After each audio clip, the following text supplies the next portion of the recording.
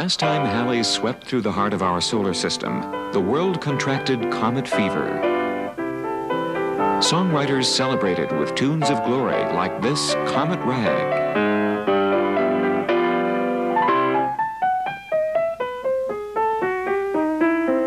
Advertisers hooked their fortunes to its tail.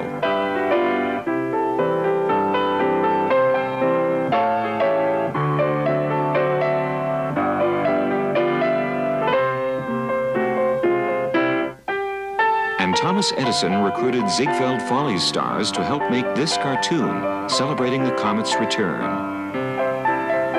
But for some, May 18th, 1910 was to be the end of the world. Many worried about a direct collision with the comet's nucleus. Others feared Halley's wraith-like tail, which was predicted to sweep the Earth.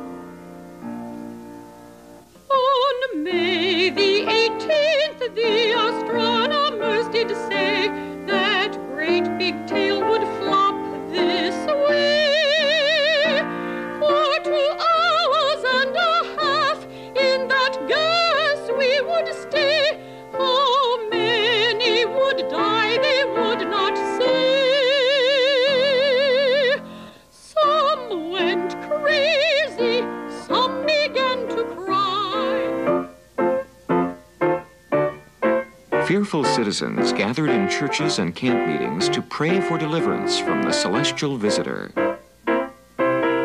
Swindlers built several $1,000s from gullible citizens who purchased comet pills and mouth inhalers to protect them from Halley's alleged poisonous gases. Acting on the advice of an Oxford scholar, Chicago's General Committee for the Reception of Halley's Comet purchased 600 quarts of champagne. After ceremoniously being drained, the bottles were to be filled with air on the day the comet zipped by.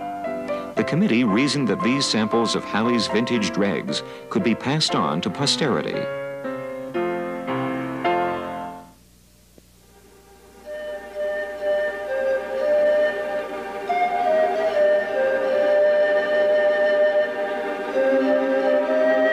The excitement over Halley goes back to 240 BC, when it was discovered by Chinese astronomers at this observatory outside Nanking. With only one exception, these early astronomers recorded an uninterrupted log of the comet's comings and goings. Western knowledge of comets lagged far behind the Chinese. As early as Aristotle, these ghostly apparitions were regarded primarily as messengers of disaster, not natural objects fit for scientific scrutiny. For example, the famous Bayeux tapestry depicts England's King Harold in 1066 being warned of the comet's arrival. Harold imagines ghostly invasion ships that foreshadow his defeat by the Normans. William the Conqueror's gathering army indeed would have seen Halley as an impressive omen hanging in the western skies over England. But it was the prowess of William's army, not the comet, that defeated Harold. Stylized though it is, the comet's overall form is not all that unrealistic when compared to this 1910 telescopic view.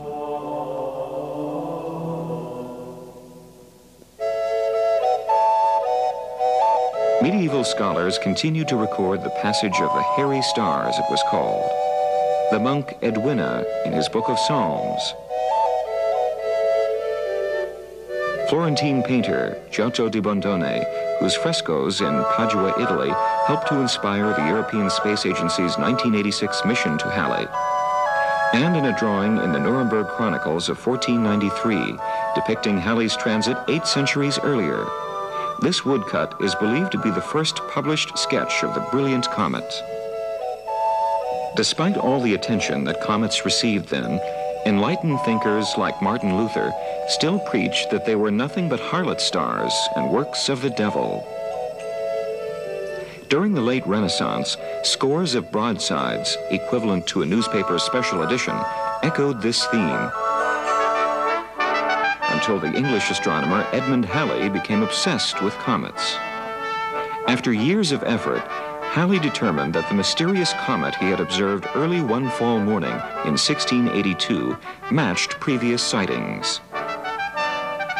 Relying on his friend Isaac Newton's revolutionary theory of gravity, Halley predicted that the 1682 comet would reappear about 75 years after it had blazed across the London sky. On Christmas night in 1758, a German amateur astronomer spotted the wanderer's return. The comet was right on schedule, ensuring Halley's fame forever. Halley's journey around the solar system takes but 2 generations of Earth time, just 76 years. Yet this last time around has been long enough for man to acquire wings, relativity to be born, Robert Goddard's rockets to fly, and Charles Lindbergh's spirit to soar.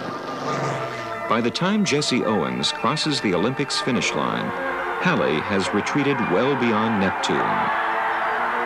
When the comet is at the end of its solar tether and traveling slowest, the sound barrier is broken.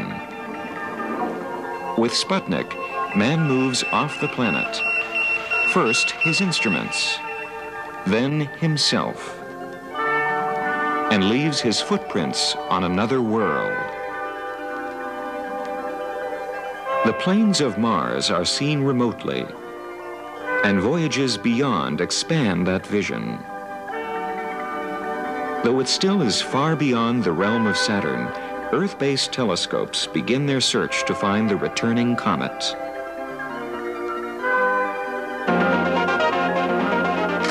Success. In October 1982, Palomar astronomers identify the comet as this tiny smudge on their photographic plates. This is the first evidence that Halley is once again heading back our way.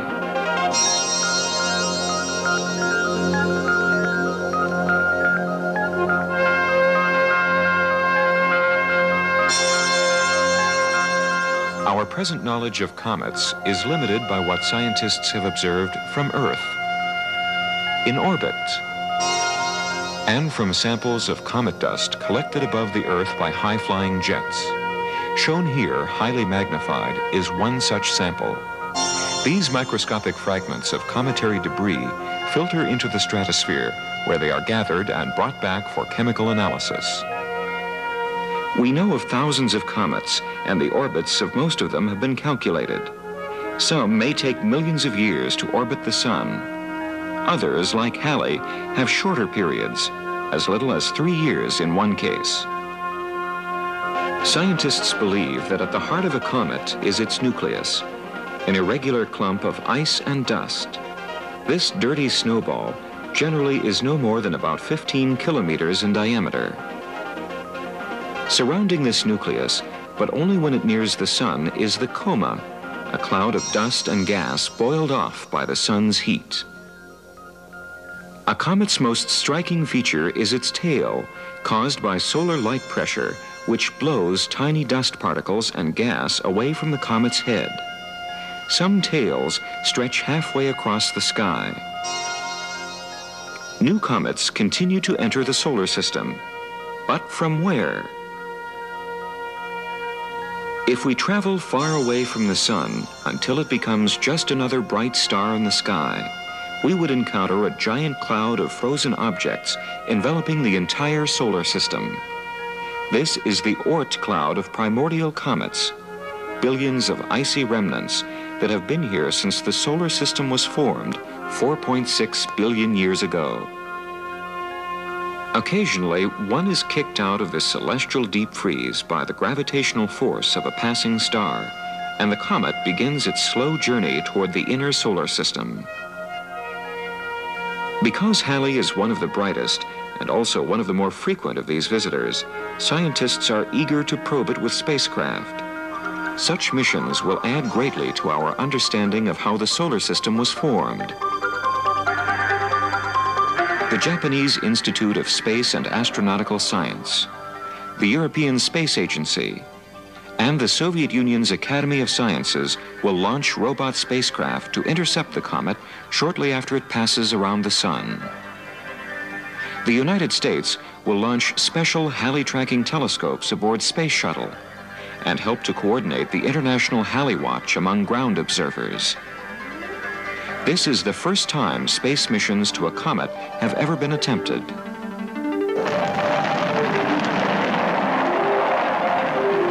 Two identical Soviet spacecraft are scheduled for launch, and a year and a half later, they will drop entry probes into the Venus atmosphere, then continue after receiving a kick from the planet's gravity to help them on their way.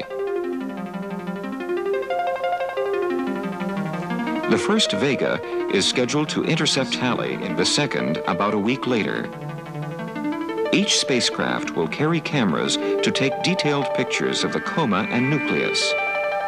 Other instruments aboard the spacecraft will measure the temperature and composition of the coma and the surrounding space environment. Japan's first full attempt at interplanetary flight is scheduled for launch. Named Planet A, this mission to Halley will use a three-stage kick motor to place it directly on an intercept trajectory to the comet. The cylindrical spacecraft will carry instruments to measure the solar wind in the vicinity of the comet and to picture the glowing hydrogen surrounding its coma. Planet A will arrive about the same time as the Vega spacecraft, but pass further away because of uncertainties in controlling its trajectory. European Space Agency's Giotto mission. After first being placed in a geostationary transfer orbit, Giotto will separate from its booster, then fire an onboard solid rocket motor to propel it toward the rendezvous with Halley 8 months later.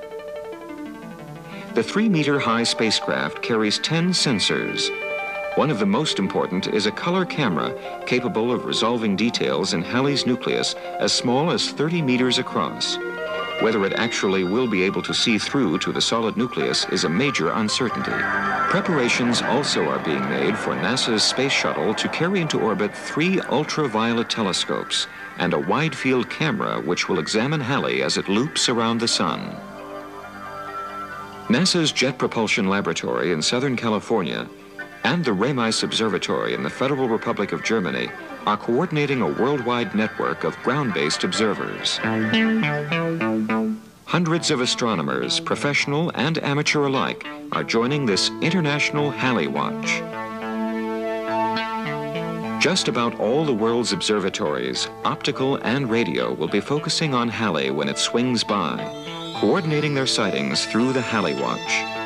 Never before has a single celestial object been the target of such concentrated scrutiny. NASA will also be redirecting the flight of International Sun-Earth Explorer No. 3, IC-3 for short. 6 months before the Halley missions reach their target, this bristly little spacecraft will fly by the comet Giacobini-Zinner. After 7 years on station, monitoring solar activity, IC-3 has been diverted into the most complex series of maneuvers ever undertaken by a spacecraft. The spacecraft is being put into a number of loop-de-loops that use the Earth's and Moon's gravity to give IC-3 enough energy to make the intercept. The final onboard firing will kick the tiny spacecraft close by the Earth, then around the lunar far side, just 90 kilometers above its surface, before speeding off to find the comet. IC-3's instruments will help scientists to understand the interaction of the solar wind on comets. If it survives the encounter, IC-3 will then pass upwind of Comet Halley. There, it will collect valuable measurements to be used in interpreting the information radioed back by the 4 missions intercepting Halley. The European Space Agency's Giotto will also undertake some tricky space navigation. Controllers will attempt to target it within 500 kilometers of Halley's nucleus. But the precise calculation of any comet's orbital path is extremely difficult. The boiling off of dust and gas causes a thrusting effect that changes the comet's trajectory in ways that are not predictable. So the attempt to get Giotto close to the comet requires some careful cooperation. The Soviet Vega will act as a pathfinder, sending back en route pictures to fix Halley's position relative to a known star background. and NASA's Deep Space Network will track Vega to within a few meters in space. By comparing these two navigational fixes, the European Space Agency will be able to pinpoint Halley's latest position. The day before encounter, Giotto will fire thrusters to correct its course, thus ensuring a close flyby of the comet. But the close flyby is extremely hazardous. Giotto will zoom into a storm of dust particles as it nears Halley. Its two bumper shields may not provide enough protection. Since Halley travels against the grain of the solar system opposite the direction planets orbit, its velocity relative to the spacecraft will be a staggering 78 kilometers per second. Tiny though they are, dust particles at this speed pack enormous wallop.